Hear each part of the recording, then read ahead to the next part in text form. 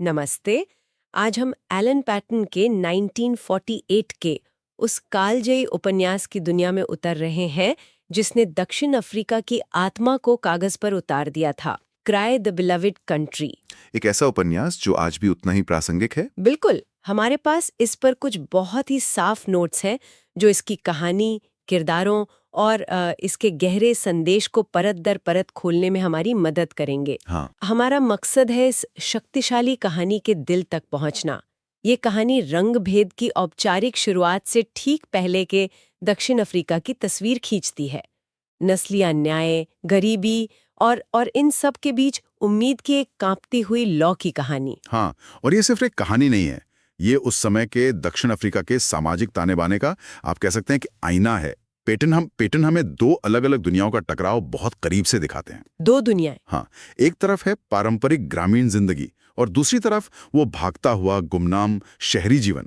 और सबसे अहम बात यह है कि ये टकराव किसी के भी जीवन को कैसे हमेशा के लिए बदल सकता है। तो चलिए इसी टकराव से शुरू करते हैं। हाँ। कहानी की शुरुआत ही दो दुनियाओं के फर्क से होती है। एक है नडोशेनी गांव और दूसरा है जोहान्सबर्ग शहर। बिल्कुल, नूरुशेनी उसे एक ऐसी घाटी के रूप में दिखाया गया है जो कभी बहुत हरी भरी और उपजाऊ थी, लेकिन अब जमीन का कटाव उसे खोखला कर रहा है। हाँ, और यहाँ जो बात अहम है वो ये कि एलन पेटन की जो लिखने की शैली है वो बहुत सरल है, लगभग बाइबल जैसी भाषा का इस्तेमाल करती है।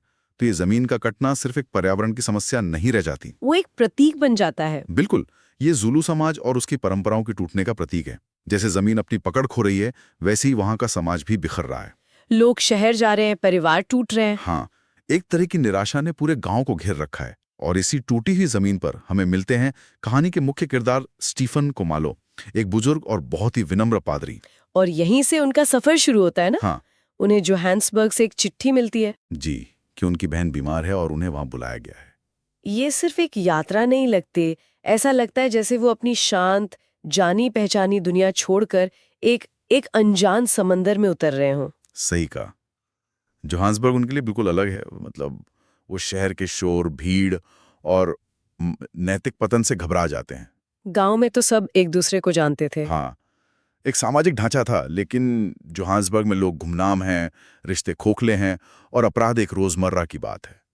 ये शहर उस सामाजिक बीमारी का केंद्र है जिसने नडोशेनी जैसे गांवों की जड़ों को खोखला कर दिया है। तो एक तरफ कुमालो हैं जो अपने बिखरे हुए परिवार को खोजने इस अनजान शहर में आते हैं। उन्हें पता चलता है कि उनकी बहन गर्ट्रूड एक मुश्किल और अनैतिक जिंदगी जी रही है। और उनका भाई जॉन, जो एक राजनीतिक कार्यकर्ता बन गया है, जिसका धर्म से विश्वास उठ चुका है। और सबसे बड़ी चिंता उनका बेटा एब्सलोम, वो गायब है। तो ये तो हुई एक पिता की कहानी, लेकिन इस कहानी का दूसरा और शायद उतना ही अहम हिस्सा एक दूसरे पिता से जुड़ा है। बिल्कुल, वो हैं जेम्स जार्विस, एक अमीर श्वेत जमींदार, जिनका फार्म उसी घाटी में है ना? हाँ, उसी घाटी के ऊपर एक ऊंची जगह पर, जहां कुमालो का गांव निडोशेनी है। दोनों एक ही जमीन पर रहते हैं, लेकिन उनकी दुनियाओं में जमीन आसमान का फर्क है। और जाविस की सोच वो काफी रूढ़िवादी है। बहुत। वो अश्वेत लोगों के संघर्ष को समझते तो हैं, लेकिन एक दूरी से, एक संरक्षक के तौर पर। उन्हें उस सिस्टम पर सवाल उठाना जरूरी नहीं लगता जिसने ये खाई बनाई है। मुझे जो सबसे दिलचस्प लगा वो इन दोनों पिताओं की कहानी का एक साथ चलना है। ऐसा लगता है जैसे लेखक हमें दो अलग अलग दुनिया एक ही समय पर दिखा रहे हैं। हाँ, ये उपन्यास की सबसे बड़ी खूबी है। पेटन इन दोनों पिताओं की समानांतर यात्रा दिखाते हैं। दोनों अपने अपने तरीके से अपने बेटों से दूर हैं। कुमालो का बेटा शारीरिक रूप से खो गया है, तो जाविस का बेटा आर्थर वैचारिक रूप से उनसे बहुत दूर जा चुका है। बिल्कुल। और दोनों पिता इस बात से अनजान हैं कि एक भयानक त्रासदी उनकी इन अलग अलग दुनियाओं को एक दूसरे से टकराने पर मजबूर कर देगी। और वो त्रासदी है आर्थर जार्विस की हत्या। हाँ, आर्थर, जो एक श्वेत समाज सुधारक थे और अपने पिता के विचारों के बिल्कुल विपरीत दक्षिण अफ्रीका में नस्लीय समानता के लिए आवाज उठा रहे थे। और उनकी हत्या जोहान्सबर्ग में एक लूट के दौरान हो जाती है। और ये घटना कहानी का केंद्र बिंदु है। ये सिर्फ एक अपराध नहीं है, ये उपन्यास के सभी विषयों को एक साथ ले आती है। हाँ, नस्लीय तनाव, गरीबी से पैदा हुआ अपराध, एक दोषपूर्ण न्याय प्रणाली, सब कुछ एक बिंदु पर केंद्रित हो जाता है। अखबारों में हंगामा मच जाता है। अश्वेत युवाओं पे इल्जाम लगाए जाते हैं। हाँ, जो उस समय के मीडिया के पूर्वाग्रह को भी दिखाता है और श्वेत आबादी के मन में डर को और गहरा कर देता है। और फिर वो दिल तोड़ने वाला सच सामने आता है कि आर्थर जार्विस को गोली मारने वाला कोई और नहीं बल्कि स्टीफन कुमालो का बेटा एब्सलॉम था। ये इस कहानी का सबसे दर्दनाक मोड़ है। यहाँ आकर सब कुछ बदल जाता है। हाँ, और एब्सलॉम का कबूलनामा बहुत मार्मिक है। वो कहता है कि उसका इरादा हत्या का नहीं था, वो डर गया था, वो बस एक लड़का है जो शहर के सिस्टम में खो गया, भटक गया और एक ऐसी गलती कर बैठा जिसकी कोई माफी नहीं। यहाँ हमें एक व्यक्ति का अपराध और उस अपराध को जन्म देने वाली सामाजिक परिस्थितियां दोनों एक साथ दिखाई देती हैं। तो जब जार्विस को पता चलता है कि उनके बेटे का कातिल उसी की जमीन पर रहने वाले पादरी कुमालो का बेटा है, तो उनका पहला रिएक्शन क्या था? क्या उसमें सिर्फ गुस्सा था? देखिए, शुरुआत में तो वो पूरी तरह टूट जाते हैं, सदमे में होते हैं। गुस्सा और दुख तो स्वाभाविक है, लेकिन यहीं से उपन्यास का सबसे महत्वपूर्ण हिस्सा शुरू होता है, बदलाव की प्रक्रिया। बिल्कुल। जार्विस अपने बेटे के घर जोहान्सबर्ग जाते हैं और वहां उन्हें अपने बेटे की वो दुनिया मिलती है जिसे वो कभी जानते ही नहीं थे। वो आर्थर के लिखे हुए लेख और कागजात पढ़ना शुरू करते हैं। और उन लेखों में ऐसा क्या था जिसने जार्विस को इतना बदल दिया? उन लेखों में आर्थर ने दक्षिण अफ्रीका की सच्चाई पर, मतलब बिना किसी लाग लपेट के लिखा था।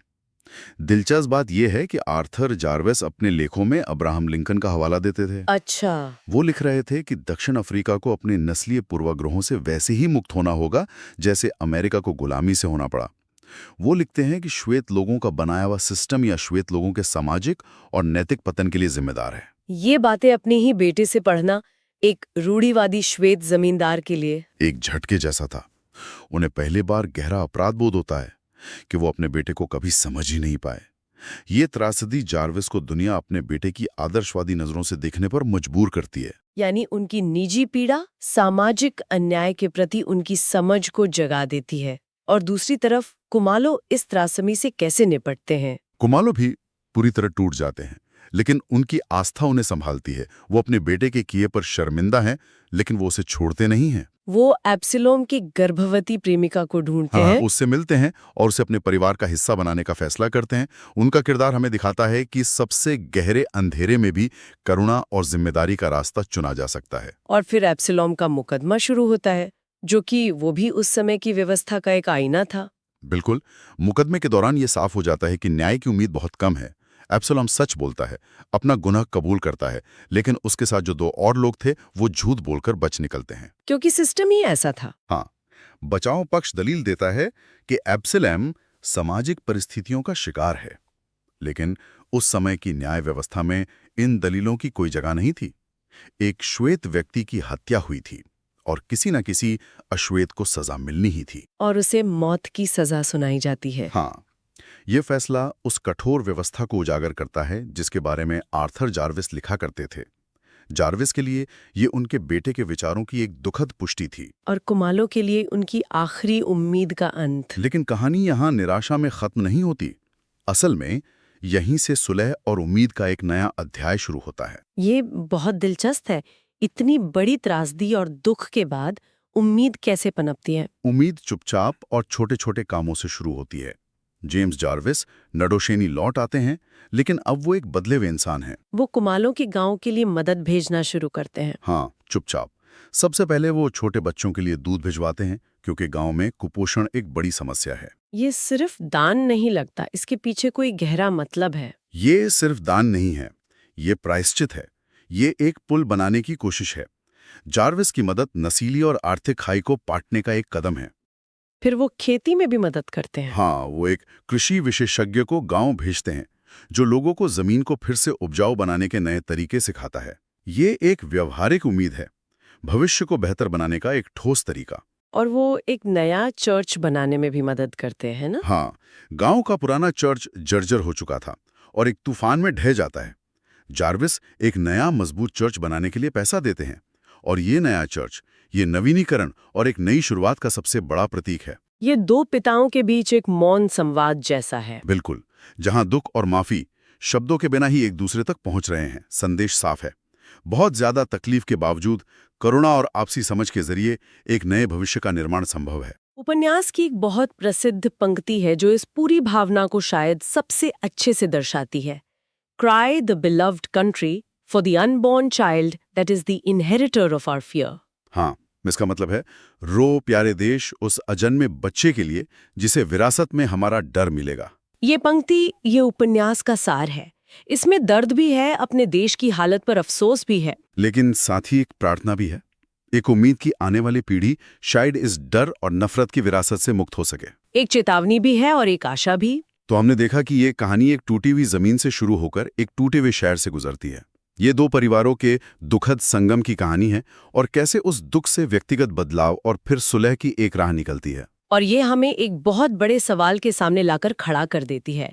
ये उपन्यास 1948 में लिखा गया था, ठीक उसी साल जब दक्षिण अफ्रीका में रंग भेद को कानूनी रूप दिया जा रहा था। मतलब देश व्यक्तिगत सुलह की तरफ नहीं बल्कि व्यवस्थागत नफरत की तरफ बढ़ रहा था। सही कहा। उपन्यास का अंत व्यक्तिगत प्रयासों से सुलह की एक हल्की सी उम्मीद दिखाता है। तो यहाँ सोचने वाली बात यह है कि आज के संदर्भ में जब हम दुनिया भर में बड़े पैमाने पर व्यवस्थागत समस्याओं को देखते हैं, तो किसी एक व्यक्ति की करुणा और दूसरे के नजरिए को समझने की कोशिश में वाकई कितनी ताकत होती है।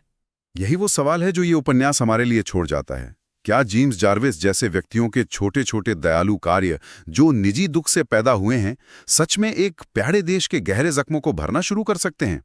या फिर बड़े राजनीतिक और सामाजिक बदलाव के बिना ऐसी कोशिशें सिर्फ